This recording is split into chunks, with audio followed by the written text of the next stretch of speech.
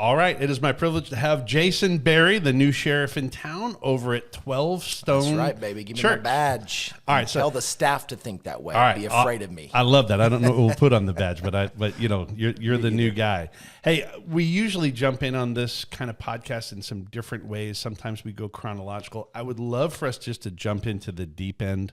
In this very much like Succession. I just jumped into the deep end. That's truth, and that's really where I want to start. I want to start with this idea of succession. What you and Kevin are doing is frankly so different than any other church I've ever seen. I've seen people with succession plans.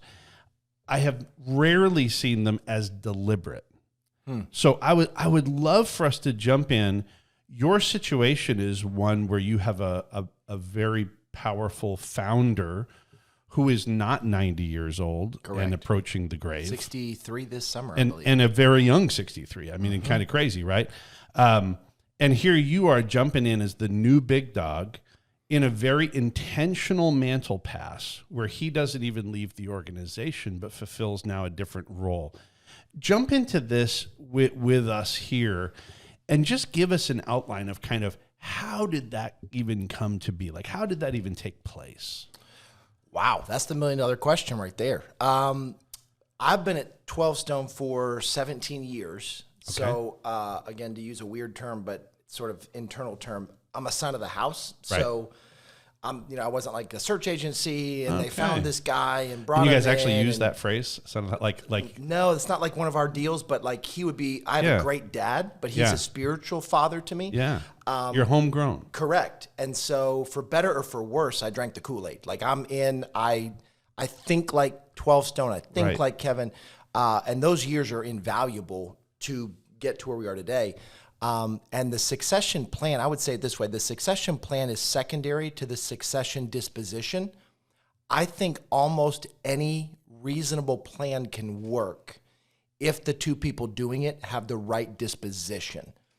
And I think almost no plan will work. Like you hire the best succession coach in the world and you have the wrong the wrong guts inside. Right, absolutely. It's doomed to fail. Because it all really comes down to the two people doing it. And Kevin's humility through the whole thing, Kevin's disposition to he would hand things to me faster than I thought I was ready for them. Where most guys you talk to, they're like, this old guy won't leave and he's climbing back into stuff and he's making messes. Kevin's like, literally, I talked to him on the drive over and he's in Vegas with his wife speaking at something and just enjoying it. And he's making fun of, have fun at work. I'm out, and I'm like, so we're like, it's that kind of relationship where he's not trying to come back and grab things. Like he's truly handed it off. His disposition of honor, humility, selflessness. I would have to really mess something up big to mess this up because he's so right at a gut, heart, soul level that the plan is great and it's really smart.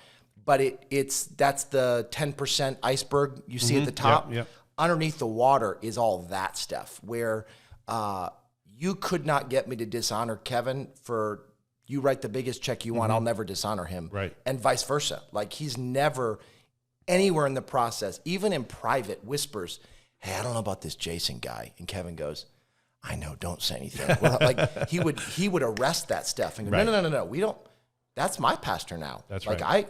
And he would say things like, I work for him, which is bananas to me. Bananas. And privately, like, I don't treat him like that. Right. He's still like, man, what do you think about this? Give me advice. But he would take that role and do that for 3 years as the founding pastor. It's a beautiful thing. So we started the conversation, he and I privately. Is this where you want to go? You want to go back? Yeah, let's go there. Because really, like, I love the idea that you bring this up. With it begins with the disposition of the members of this decision, right? The disposition for Kevin began a long time ago. And we had the privilege of having Kevin on the show a while back. But I honestly, he didn't say it that way, and I didn't understand it that way. But now I'm kind of pressing rewind in my head through his show and recognizing that disposition took place a pretty phenomenally long time. I'll tell you before there's a mantle story. Pass. Yeah, it's his to tell, but I'll tell it. When we finally we moved into what is now our Lawrenceville campus, our broadcast campus, like the 2,500 seat big one. We were in trailers for our offices. Nothing had worked. We were building up to this moment, and Kevin finally got a big boy office. Did he tell you this story? No. I don't think he did. No. And so he's excited, like, I'm not in a trailer. Like, I have a bathroom in my office. Oh, my goodness. And he was so excited. And the first time he stepped in the office and shut the door behind him, it was one of those moments like a man surveying his, his territory. Yeah. And the Spirit of God in that moment just arrested him and said, stop. Pray for the next pastor. Huh. And the first thing he did in his new office 16 years ago was pray for, not knowing me, but prayed for me. No and kidding. what that settled in his soul was, I don't own this place. I steward this place, and I will hand this place off. So 16 years ago, that seed was planted in his soul, which shaped how he made decisions for 16 years. So it wasn't like he never thought about it. And then 2 years away from succession, he goes, oh yeah, I gotta hand this thing off. He was thinking that way. It shaped how he took on debt as a church. It shaped how he did staffing as a church. It shaped how he invested in young leaders as a senior pastor. And that 16 years ago moment created a disposition in him, so that 4 years ago when he and I sat down and he said, the journey for me was him saying to me, Jason, I see you will be a senior pastor someday. I see that gifting and calling in you. And I agreed. I'm going to invest in you like you're going to be a senior pastor. And then 3 years ago, he said, Jason, I think you're going to be the senior pastor of 12Stone. No kidding. And we started to invest that way. Then 2 years ago. And is the board involved in that? Is your elder group involved in that hardcore? Yeah, I just know you guys have a very involved group, which is pretty exciting. Really. And they're interestingly very involved and don't micromanage. They're involved at the highest levels with gravity and spiritual intuition and discernment, but they're not in the weeds. Obviously, in this decision, they were in the conversation. And so after talking to the board, he would say, Jason, I think you are the future senior pastor of 12Stone, but you have to grow into it. God has to affirm it, and the staff and the people have to pick you. So we began an intentional journey quietly for about a year, where we began to sort of move the faders from Kevin preaching 42 times a year and me 5 to 30 some and me 10. Click. And this is 3 years ago. 3 years ago. Then about 2 years ago, we told the staff quietly, not going public, but Jason is going to be the next senior pastor. And then he removed himself from every all-staff meeting for a year. Didn't show up. No kidding. In town, didn't show up. I taught our staff for a year so that they didn't have to go, do I pick Jason or Kevin? Kevin removed himself from the equation. And this is 2 years ago. Correct. So the staff got to So for the last 2 years, you've been the guy in charge. Correct. So the staff, from a visual perspective. A year ago, the staff was in a place to go, this is my senior pastor. So when we went public with the church 12, 18 months ago, this is the future senior pastor. Then we did the same journey, and we were 50-50 preaching with the church en route to August 6th, this year, August 6th, or 2023, August 6th, the official succession flip. And then he removed himself for 100 days. You always hear like a politician, what are you going to do in your first 100 days of office? Well, he just said, I'm going to be away so that there's no weird anything. He vacated his office, doesn't even have an office at the church anymore. Vacated his office, pulled back. The only thing he stayed involved with was the elder board. And we're in the process of switching his guys for my guys over the next 3 years. And does that mean a full trade of elders? Correct. It does. Correct. So the elders that were under Kevin are also in a state of transition. And every staff member that is his age that rode in with him are riding out with him. Because the other awkward thing is when I'm showing up day one and like letting go of legacy staff and I'm bringing my guys in. We actually hired my staff 4 or 5 years ago. And they trained, like Dan Ryland, who is like, how do you replace Dan Ryland? He is the pastor's pastor. Right. So Dan Vanderwall is my executive pastor. He was brought in 10 years ago as a campus pastor. 3 years ago, we did the same conversation. Dan, we think you're the next executive pastor here. So he got to sit under Dan Ryland for 3 years. Our CFO under Norwood Davis, our former Anthony Ferrari. All these guys have been trained up by their former guys, all of them knowing when Kevin's done, we're going to take the same path he does. So all that laid out is solved. Again, that's a smart plan. But what's more important is the thing underneath the surface that let Kevin even think that way and helped his guys think that way. And blah, blah, blah, blah, blah. Now we sit here 7 months after succession, and it's all worked really well. There's hiccups, there's bumps, Sure, there's sure. stuff, but I mean, it's worked remarkably well so far. But that really, I think, is the magic. I guess I had heard parts of that. I just hadn't understood kind of the depth of that decision. That this is not just Kevin jumping into the next chapter in life. This is Kevin. This is all of his senior staff, and this is all of the elders. Correct. Who are also transitioning out so that there's a new team that transitions. Because he's asking the question, if I was Jason and I was entrusted with this place to lead it, what would I want? And then he's just doing that. Like the freedom that gives the next leader to not inherit, our language again is blessing and burden. Most people, when they do succession, the older generation guy takes all the blessing he built and leaves you with all the burden. Instead, Kevin said, I'm going to clean up all my burdens I've created, and I'm going to leave you with just the blessing, because I know what leadership is. You're going to create your own burdens. You're going to have vision that you can't afford. You're going to have things you're trying to tackle that are going to just own your time and your calendar and your life. You'll create your own mess. I'll clean up mine and leave you with just the blessing, and then you'll have to deal with, there's no excuses because I cleaned up my burden. Any burden you have is your own, which is both beautiful and haunting for me, because now I don't have any excuses. He truly did all the cleanup, leaving me and my team and my generation to start with a clean slate. I mean, one, that is crazy courageous. And generous. Yeah, like it's just, it is not our default setting to have that level of humility. It is just not. I don't care how godly we are. We still love the attaboy and like, hey, you're still better than the new guy, rah, rah, rah. You're like, for a leader to take that kind of stance and to so strategically move out anyone else who can say, well, this Jason Barry guy, he's nice, but he's not as good as the old guy. Like you've literally moved out each of those people in a very strategic, very organized fashion. And very honorable way. Very honorable. I mean, how courageous that is, but also, you're a young leader. I'm a young-ish leader. I still have a long way to go. You have even longer than I do. But what a powerful statement to both of us as younger leaders to say, wow, when we go out, that's such a powerful example of applied humility in Correct. the leadership role. I would say it this way. Most people measure their leadership, their accomplishment, their legacy at their finish line. Kevin, on purpose, decided to measure his legacy on my finish line. Holy cow.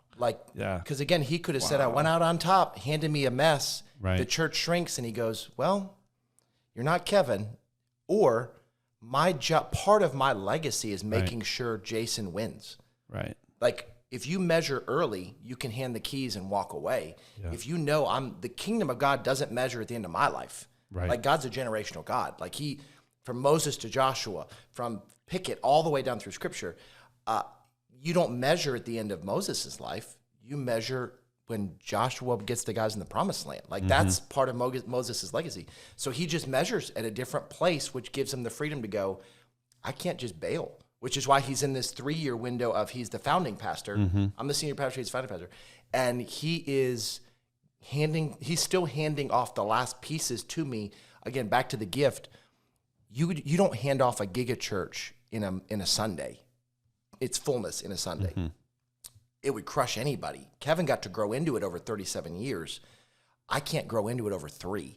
And so he hands it over the staff first, then the speaking on Sunday second, and then the last pieces he'll hand off will be the elder board and all of that piece over the next 3 years. And so we're currently in a 12-month journey with 12 guys that we believe could be potential elders for our church. And Dan Ryland and Charlie Wetzel, one of our elders for 20 years, is pouring into these guys that are my age. And God will help us discern that guy is ready. And we'll switch one of my guys for one of Kevin's guys. And we don't want to do it all at one time because you lose all the organizational history wisdom. And so call it every 6 months for the next 2 years. We'll slide one on, one off. So at the end of the 3 years, the full elder board is all the guys I picked. Again, none of his baggage, all blessing.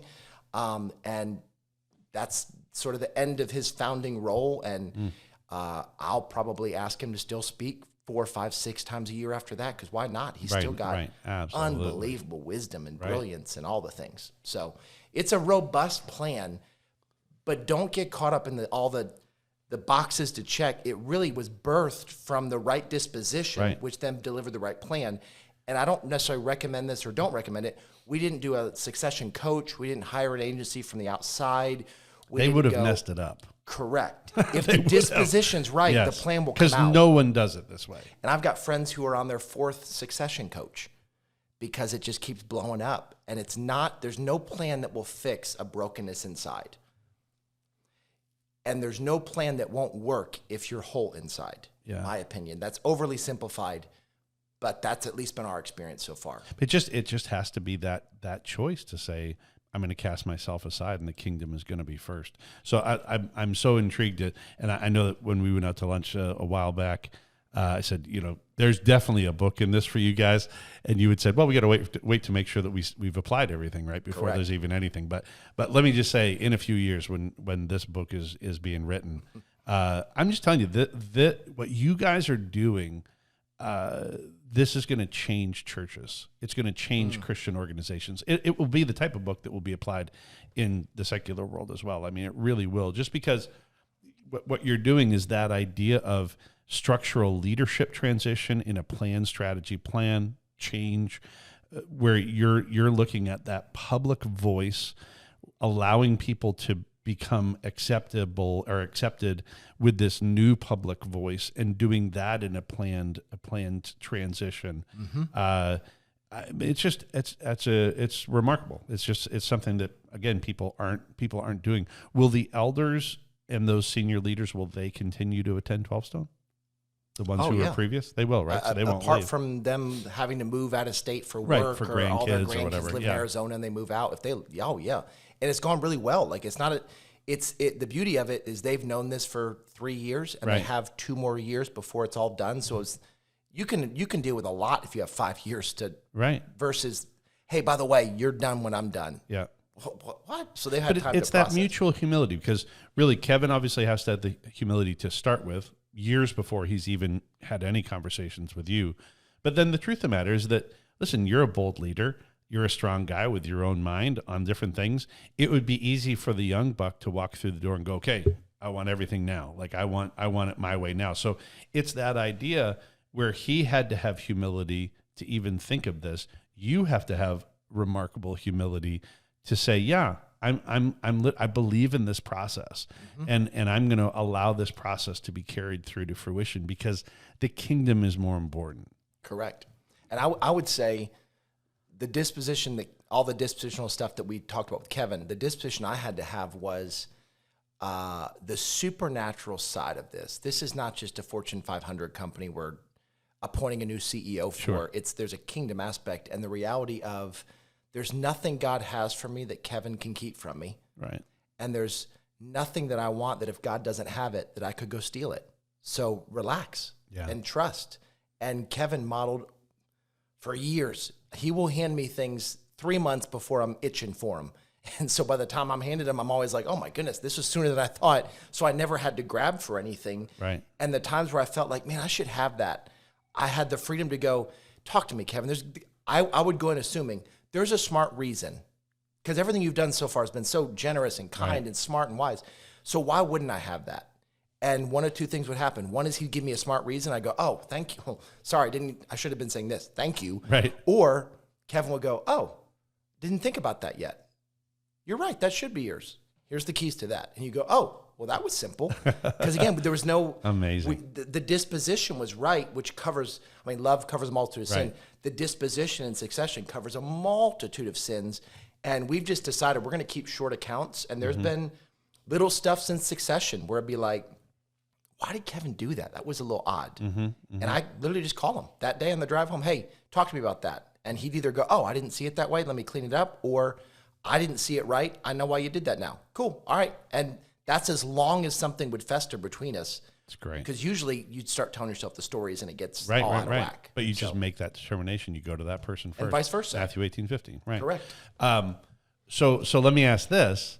Again, you're a young guy. You've got a long time left. Well, hey, before I ask that, let me point this out because I think it's one other part that's important. One thing that you guys, so this is rare. This doesn't happen. I've never seen anybody else go through it. So that's all of this idea of the structural organization, public versus private leadership. I love all those things.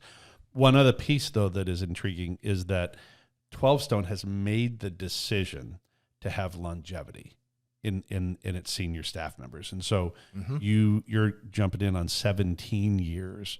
What's the average tenure on a pastor right now? I think it's like 4.1 or something, right? I mean, it's short. Yep. You know, I know that for my role as head, it's 3.6. That most leaders bail. Most leaders get in and then they're out. And it's this grass is greener mentality, right? Well, hey, at my next church, there's not going to be any mean people. Well, yes, there are. I mean, it just is, right? So, but I really do. I think most people get out of positions so early because they're just afraid. Like they're afraid to say, hey, here's this conflict. It's going to be maybe easier for me to run rather than to handle the conflict. But 12Stone has made that decision to have longevity. So with that idea, which is also a very rare thing, 17 years is more than almost any pastor I would suspect has ever spent anywhere. And you're just crossing the starting line, which is crazy, So with that realization, so when do you start your succession planning? I know you, so I suspect you've pondered this. Yeah, here's what's interesting. I'm not dumb. I'm doing the math, and one of the things that's cool about succession is we didn't just transition from one generation for one leader generation to another leader generation. We're shifting a whole church to care about the next generation. Right. So we're going absolutely crazy with next gen and student ministry and K-12, our children's ministry and all the things. And I don't have time, but I always make time to go preach every camp we do with students, every retreat we do with students. I just taught at our retreat up at Woodlands Camp 3 weeks ago. You teach every month? One session of every one. Not all of them. But one session every single camp. Unless I have a family trip or something where I just can't. The disposition is assume yes. Because God could do anything he wants. But I'm investing in that generation knowing that a current middle schooler or high schooler is probably going to be the next senior pastor at 12Stone. And so I'm making the investment right now, not knowing what God would do, beautiful. Going, that's probably about the age of the person. They're 20 years behind me. If I'm 62-ish when I do what Kevin did, they're going to be late teens, early 20s right now. I better be investing. And I heard, I think it was Simon Sinek that said it.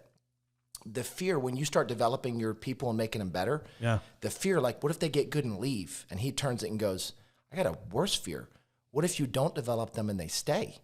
Like, that's a worse option than you develop them and they leave. Right. And so we try to pour out leadership development, and we try, like, if you interviewed any staff that were at 12Stone that moved on, I think the most consistent thing they would say is they made me better. Yeah. Better follower of Jesus, better mother, father, better friend, better pastor, better leader. And if I got to pick a legacy, that would be a legacy I would pick. Like, man, we just make people better. And here's what's funny. It's counterintuitive. The better they get, the more they realize there's more to learn. Like, the people that think they have it together are usually, I'll say it mean, like the dumbest in the room. The smarter you are, the more hungry you are to learn. Like, that's you doing this podcast reveals you want, like, you're still hungry for stuff. You still want to hear new things and read new things and whatever. So our staff, I think part of the reason there's longevity is because we make people better, and the better you get, the more you realize there's more to know, and you sort of get hungry for it, and you want to stick around for that. And I know you guys have that philosophy, and it's a beautiful thing. When I was doing this podcast, and I was kind of just evaluating the guys in our area that I've really come to cherish, just even in the short time that I've been here, and bring them on the show. What I have been amazed by is that so many of these guys, there's a Hebron connection with Hebron Church. There, you look at so many of the guys who came through there, and then there's also a 12Stone connection. Where I can't tell you how many guys I've met who said, "Yeah, I grew up at Hebron, then I went over to 12Stone, and I got this thing, and now I'm the senior pastor of this mega place." It's so amazing. So yeah, it's that mindset where, hey, we're gonna. we're going to train you up we're going to prepare you in the best way possible. If God calls you out, we trust him in that. Yep. And if God keeps you here, praise God. Like you might be one of the next guys. And to carry on that mindset, again, it's rare, right? It's a leadership principle that people might say, but ultimately their own pride takes over, whether that's conscious or subconscious, and they don't they just say it. They just Correct. don't do it, And here's what I've learned. I don't wait for staff to bring things to me. I try to read it in them and get ahead of it. Like Dan Vanderwall and I, our executive pastor, we're just recognizing when people turn 40, they sort of hit a reflection point. Like, man, I'm 40. I got one or two more good runs in me. And you're sitting, whatever position or role you sit in, you start asking questions. And it's actually not wrong or evil or gross or prideful. It's just human nature. You hit that age. And so we're trying to, at like 39, to go, all right, Bill, I want to sit down with you for a second. Man, you've been an awesome worship pastor here. You're killing it. We love what you do. You're about to hit a season. Can I give you a roadmap for what's about to happen? You're going to start asking questions like boom, boom, boom, boom. We want to first of all help you know that that's going to happen, and you're not betraying us by having those thoughts. It's part of how God designed you. Second, we want to be in those conversations with you, whether that means God deepens your calling in the role you're in. Two, you go, man, I think I have more to offer 12Stone. We can have those conversations. Is there a place to rise or a different place to sit? Or third, God calls you somewhere else. Man, don't do those kind of life decisions in isolation.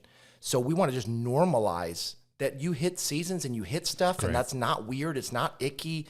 And it just goes so much healthier when they go, I can ask. Okay, yep. Hey, the thing you said 6 months ago, I'm there. Let's talk about it. Great. Let's go get lunch. And Dan Vanderwall is incredible at those conversations. I picture Dan being oh my goodness, he's right brilliant in the middle of with that kind of Yeah. stuff. And then secondly, if I see something in somebody and I hope they're here for 20 years, I've just tried to make it a practice to say it.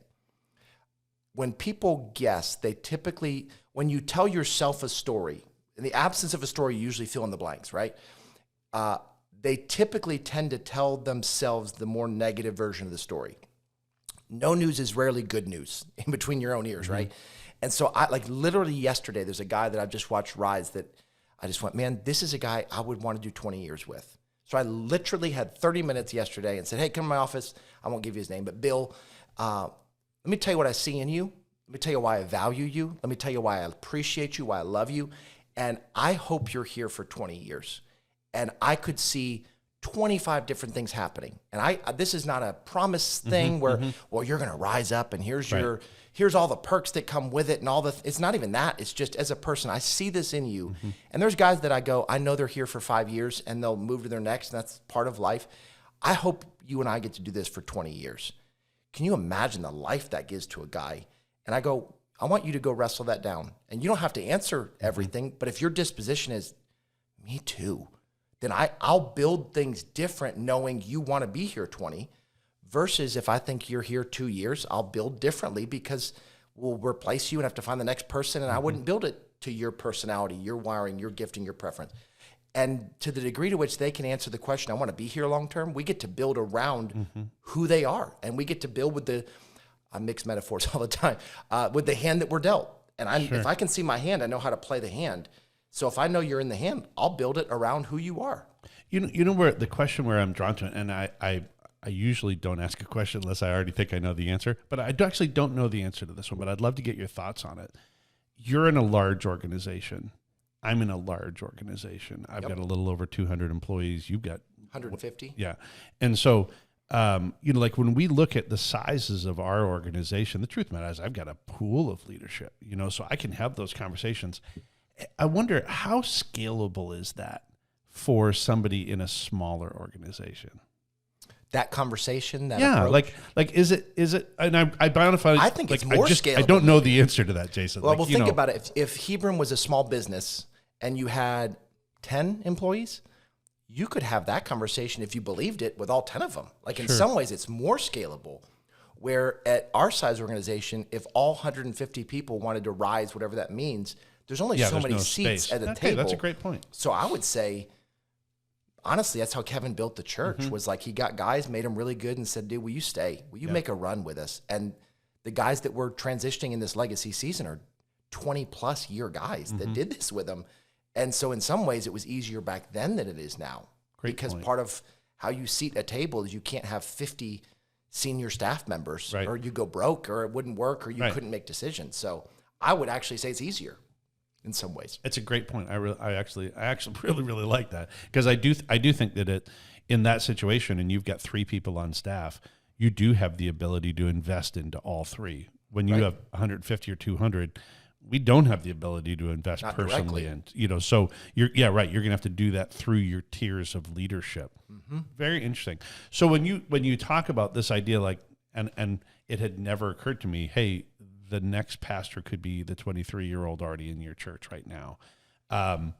As you think about that, you guys are very intentional with the development of leadership on your campus. We've talked a little bit about that already, but I'd love to just dig in more. What are the strategies? What's the philosophy that you're using with the idea of training up this next generation of talent with excellence, but also with the very countercultural message of stay, like bloom where you're planted, like be here. It's one of the things I'm trying to, I have the opportunity to be really helping guide a number of heads of school in other Christian schools in our area. And that's one of the things that I try to challenge them all the time. Don't even ponder transition until you're at least 15 years in. Like you haven't even built relationships until 5. People don't trust you till 8. And if the average pastor's getting out at 4 and the average head's getting out at 3, they literally never got to those points. So when we talk about leadership development, talk to me a little bit about just how you develop leaders. We try to do a approach to leadership that is less academic and more practical, more laboratory Laboratory. than classroom. Okay.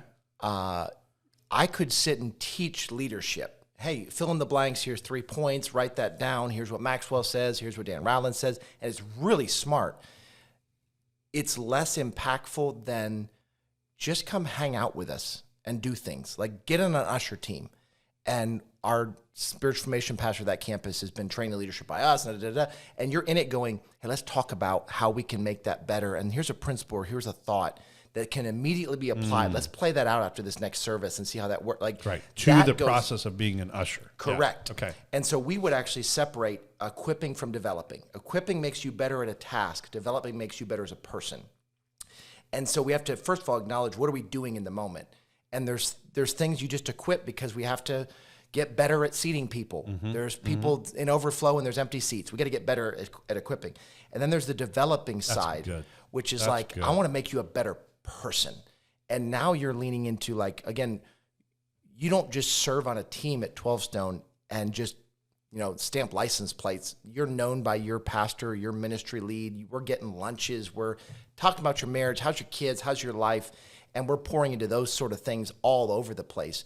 And then we do have more rigorous things. Like we have a specific small group called J-Men, Joshua's Men, that Dan Rowland wrote with Maxwell 20 years ago, and we've evolved over the years. And if I could just tell everybody, he wrote it and then gave it away. Correct. Like, again, unheard of. I mean, that's I think the Lord's blessing so much because you guys are doing so many things counterculture. Like Dan could have made $1 bazillion off of that because it's a program that so many people are using. Correct. But it is a free source online that he made that decision. Craziness. That's just crazy. And it's beautiful. Yeah, it's fantastic. If you look around our volunteer leaders at our church, I bet half of them went through J-Men at some point.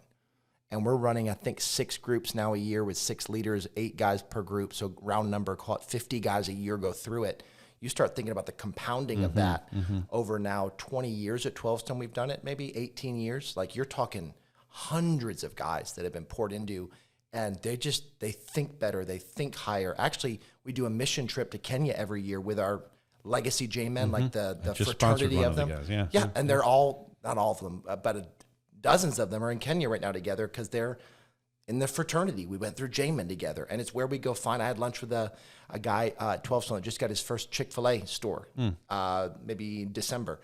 And I got done with lunch and texted our guys and said, hey, put him in next year's J-Men. It's going to change his life, and he'll go through it, and he'll be better for it. And so for us, it's organic and practical, and things come out of that versus let's go set up a classroom every Saturday morning and teach Maxwellian leadership to people. Most people are educated beyond their obedience and their ability to do anything with it. Educated beyond their obedience. So that's pretty good. Knowing more doesn't translate to leading better always. Yeah.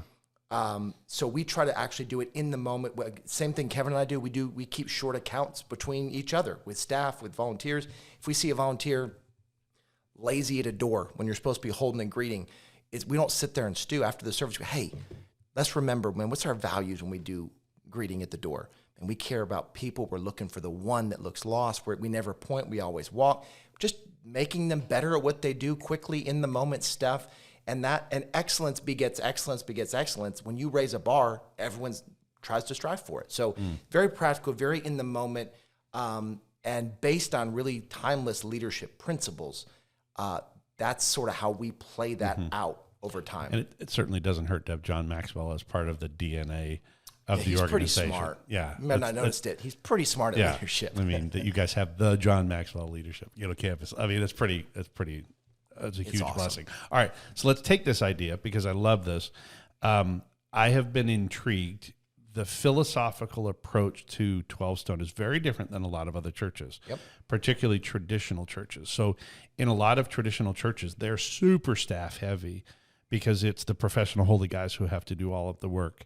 At 12Stone, you guys run lean and mean. I mean, you just do. You know how many people you want at each campus. You know what their roles are, how that's being defined.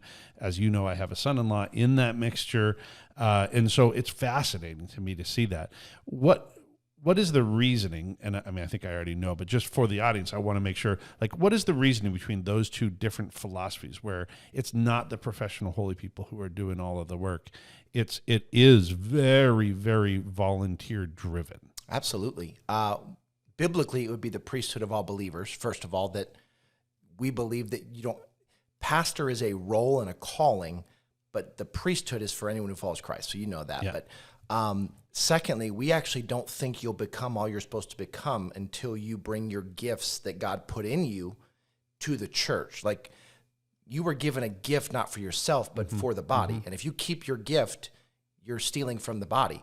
And we've adopted the 4 steps from one of our coaching churches, Church of the Highlands, where we believe everyone can know God, everyone can find freedom, everyone can discover their purpose, and everyone can make a difference. So we invest great. We have a whole thing called Growth Track for 3 weeks where people unlock, what's my spiritual gift? What are my passions? Where's the place in the kingdom I'm supposed to serve? And then we want to unleash them to make a difference. And most people live lives of quiet desperation. And they work 40 hours and they go, this is not my calling. It's how I pay my bills. It's not my calling. And they come to church, or they go to Wednesday night for student ministry, or they serve on a mission trip, or serve in the community through our partners. And they go, I can endure all this as long as I can do that. Like, when you flip the script and go, it's not for us. They're not serving us. We're serving them by letting them serve. It's the Huckleberry Finn sort of deal. Like, can I paint the fence? I'll paint. It's counterintuitive. And most pastors specifically, but anybody in a volunteer world, you feel awkward asking people to do the things you don't want to do. The reason you don't want to do them is you're not gifted for them. There are people who are gifted to do Excel spreadsheets. I want to jump off a bridge before I do an Excel spreadsheet. There's volunteers that come in and they go, I can put all this into a spreadsheet. Oh, I feel so good when I check the boxes to get them done. Well, I feel guilty recruiting to that because it drains me. It fills them.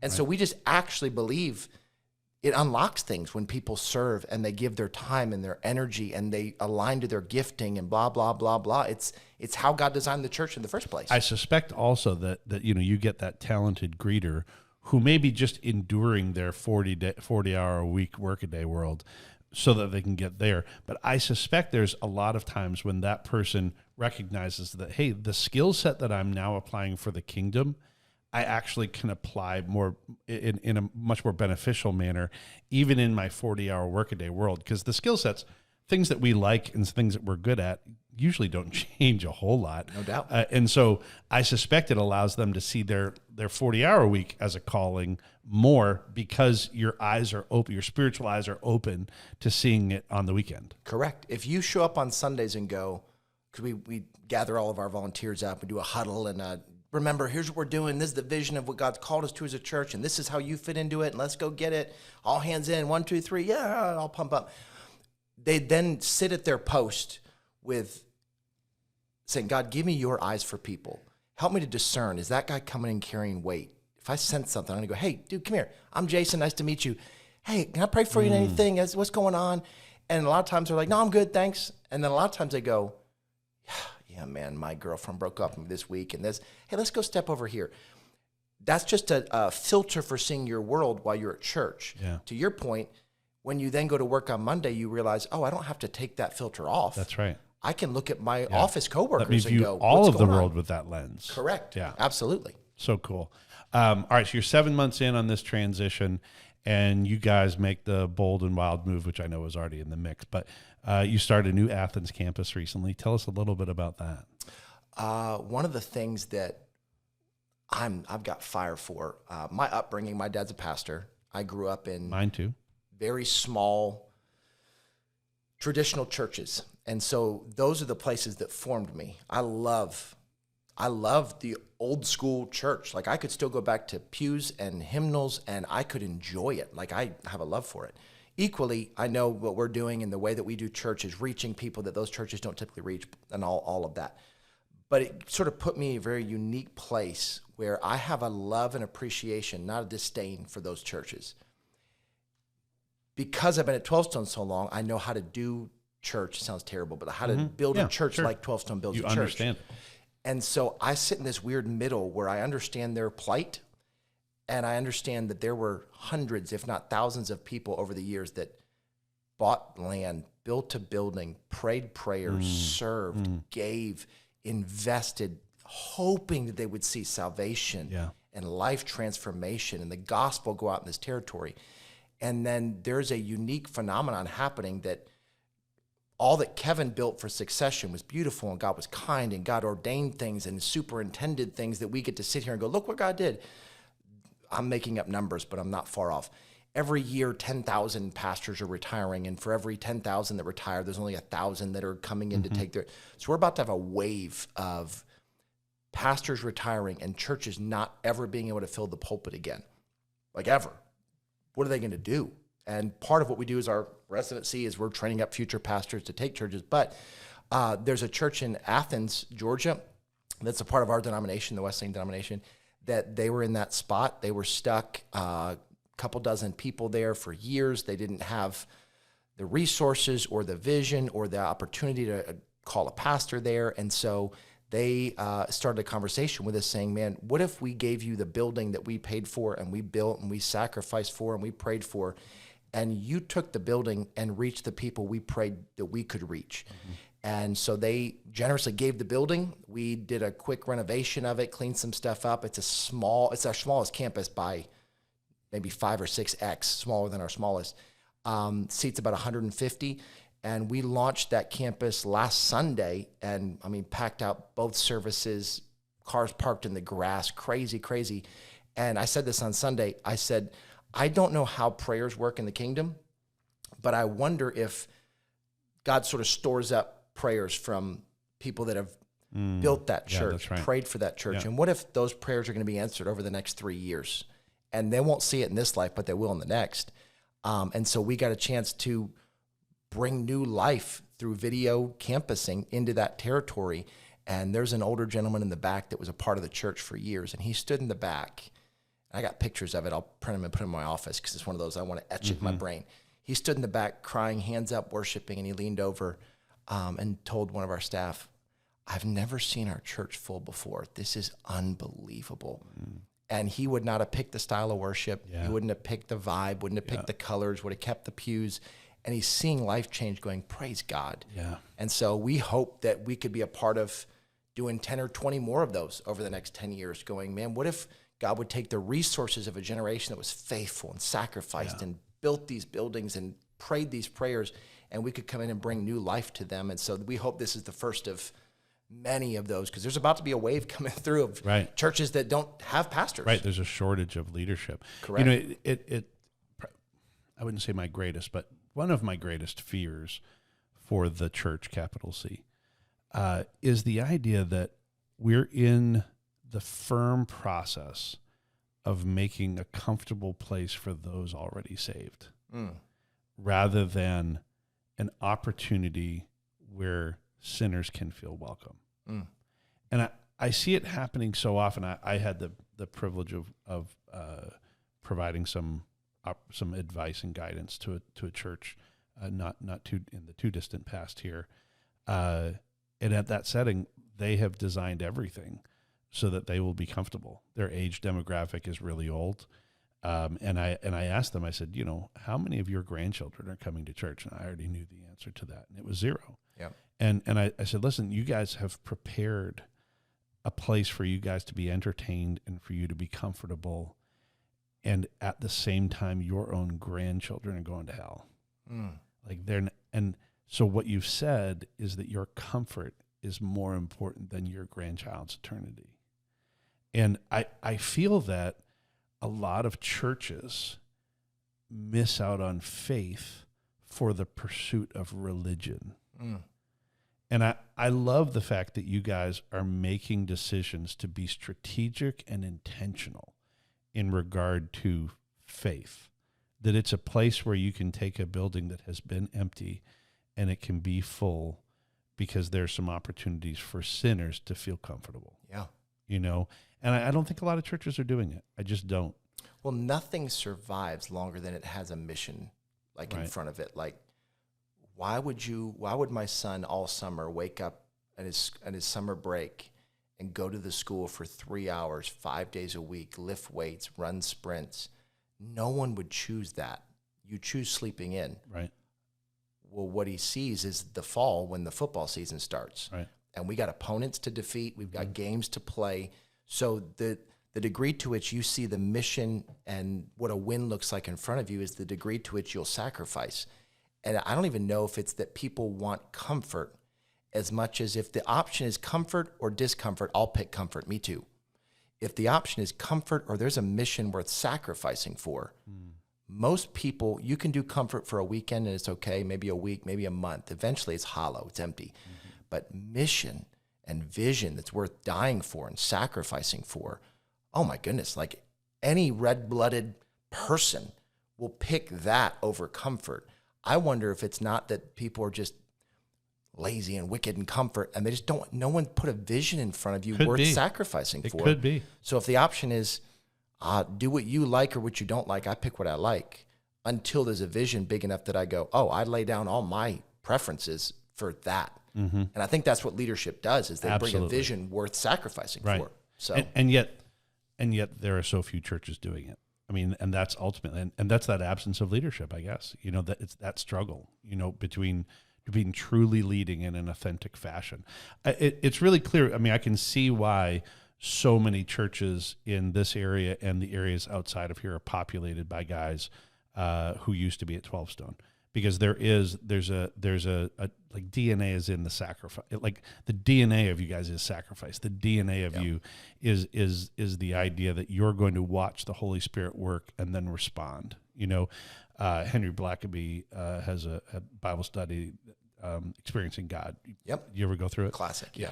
And you know, his kind of central premise is that idea that God is always at work around us, always. Yep. Our role is to be in alignment with him enough to say, I now see where he's working, and I'm going to make the bold step of just joining him in that. Correct. You know, that so many times we think that it has to be our brilliant strategy, it has to be our ideas that accomplish it. And the truth is, God's already working. Just go and join him in humility and get ready for a great ride. You know, and you want to know, people always ask, what's God's will? What's God's will for my life? And there is a piece to that you should discern it. Equally, like if you don't know what to do, go tell someone about Jesus. Yeah. Are you ever more inside of God's will than someone hearing the gospel and bowing their life to Jesus? Yeah. No. Right. Like our church is prone to drift. Like we drifted over COVID. I drifted over COVID. Sure. Where we got like circle the wagons, protect what we have. Right. it's why, like, we just started a series on Sunday called Who's Your One, which is just truly a new way of talking about the Great Commission. 99 and the one. God is so obsessed about the one. By the way, I had your sermon sent to me 3 times. Oh, well, good. Hopefully you enjoy it. Yeah. I don't know that I need to learn that or what, but well, you might be their one. Yeah. Dr. Taylor, I'd like to talk to you about Jesus today. Right. How do you feel? But you do series like that because we're all prone to drift. Right. We're all prone to go Right. comfort. And I woke up and realized I've not shared my faith off of a platform in several years. And I went, oh my goodness, Dude, I've lost. That's so bold. Almost no pastor's going to sit on the other side of this table and say that. Well, it's the God's honest truth. Good on you, brother. And so again, part of our DNA is we always challenge from our own place of brokenness. Yeah. Like at 12Stone, like Kevin was always so transparent. So I have a fire in my gut for this series. This is not a, you go do this. It's I have to get back to this. Right on. Will you come with me? Yeah. That's how the kingdom expands. Correct. Yeah. All right. So the job is not an easy one. The job is not a normal 40-hour week. You are not punching in at 8 and punching out at 5. Let's get into the brass tacks of life just a little bit. How do you balance all this and still be a good husband and a good father? What are some of the tools that you're utilizing? Again, to be transparent, I've not always been great at that in the last 7 months. My wife and I, one of the things that's beautiful about Pastor Kevin in his role is I get to go, all right, let's talk. And there's no one else on the planet that understands the pressure I'm carrying other than him. That's right, because he literally did it. 37 years. Right. He raised his family while growing the church. So I get to have conversations. And so a thought that Kevin put into Amber and my family a couple years ago was the thought of irreducible minimums. You have to have a backstop of, I can't go beneath this, no matter what. Man, you got to go speak at this event. You got to go be here. Well, not if it drops below this irreducible minimum. So we have irreducible minimums for family nights, family dinner, how many nights of the week I'm out, where Amber and I spend our time together, how all this stuff plays out. And it's been helpful to go, this is the irreducible minimums. You can't take from this. Best case, there's other things we add to it, but I know where the backstop is. If I violate in this area, I'm walking down an unhealthy path. And then, one of the books I read years ago, Choosing to Cheat, the idea that I'll have to cheat for 12Stone this week, or I'll Sunday nights, Amber and I would, when things are really busy, we'll sit down and we'll walk through our calendar, and she'll know, all right, babe, I'm gone this night, and this night. I'm going to be late this night, but I'm going to try to not go in until about 10 if you and I want to hang in the morning, all the things. Yeah. What I've learned about her is she can endure almost anything if she knows about it. Sure. She does not do well when I surprise her with, I won't be home till 7 tonight. Does that make sense? So we talk Sunday nights and lay it out, and then we sort of pre-agree what that looks like. And then there's weeks where she knows, so I won't see you a lot this week. Nope. But then the next week I choose to cheat and go, I'm not teaching on Sunday. I don't have any other engagements here. I'm not just going to work for work's sake. I'm going to cheat early Wednesday afternoon, and we're going to go out as a family and go do this or go have fun.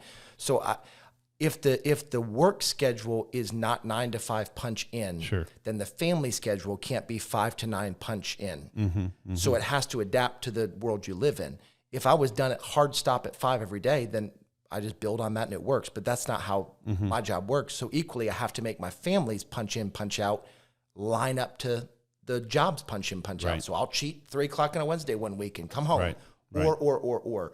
And then honestly, back to the whole short accounts thing, Amber is one of the short list of people that anytime she sees something, she gets to go, I don't like what's happening here. I feel disconnected. We've not had a heart connect in a while. And we just get to address it and adjust it and figure it out. And does she have a good relationship with your assistant as well? Oh, yeah. Yeah, like she texted me, Mandy, my assistant, texted my wife, Amber, yesterday.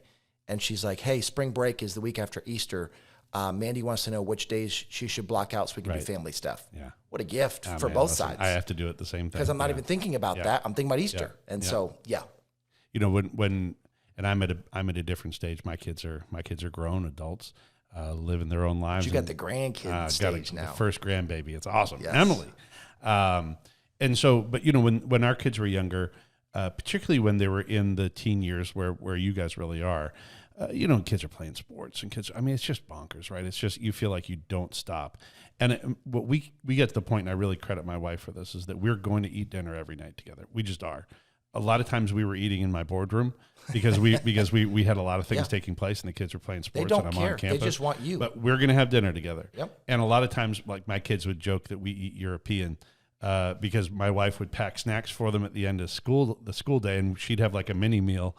And then our meal didn't take place until 9 or 10 o'clock that night because that's when we were finally together. But we are going to do that together. Yep. And we kind of did that accidentally at first. And then we got to that point where we just said, no, this is actually really important. We are going to get together. There's no phones at the table. There's none of that. We're going to talk there. We always said to our kids, there's nothing off the table either. You can talk about anything.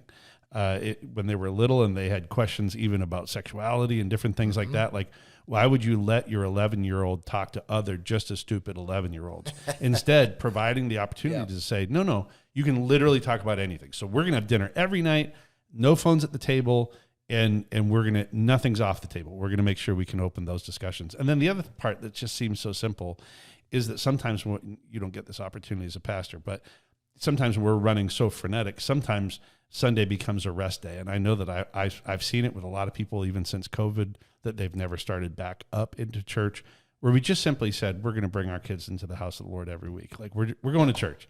If you're not feeling good, we're going to church. Yep. If you're feeling tired, we're going to church. If you're just not kind of like feeling a little moody and enjoying the wallow, we're going to church. Yep. And so those simple parameters in today's day and age, they're irreducible minimums. Yeah. And they become so much more important in a world that is increasingly complex. Yep.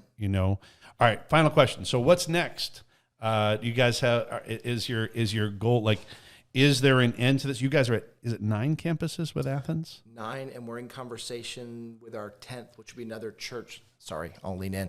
We're at 9. We're in conversation with our 10th with another church like the Athens. Okay. That's a church that is looking to hand over their property and say, come help us reach this territory. That's awesome. That's awesome. And is there a number to that? Like, are you guys setting a goal of saying, hey, we're going to do X amount of churches in the next, like, is that even a theorem? If I got to pick, I would for the next 5 years, I'd do one campus like this a year. Okay. And once we crack the codes and figure out all the things to it, we could probably do 2 a year like that. Mm-hmm. But a lot of it's going to come down to what doors does God, like, these are now, we're responding to opportunity versus strategically, we're going to put a campus in Hamilton Mill or Buford or Flowery Branch.